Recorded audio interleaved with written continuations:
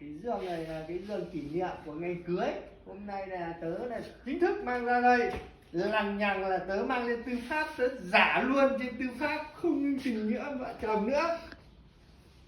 Đấy, nhẹ nhàng thôi. Ôi, ôi, ôi. Nặng đáo để đấy. Ôi. Không có lòng hoàng, đứng mà cười. Thật đấy, cưới thật đấy, hôm nay là giường cưới mang ra đây. Sao nặng lần trước là đứng cười. Chịu luôn đấy, chịu luôn đấy. Đấy, để cho ông anh ông mượn lúc nào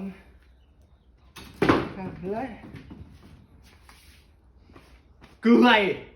Cưới thật đấy, đừng có lằng ngoằng. Lên đây đây, giường cưới để đây rồi, không mang đi đấy nữa.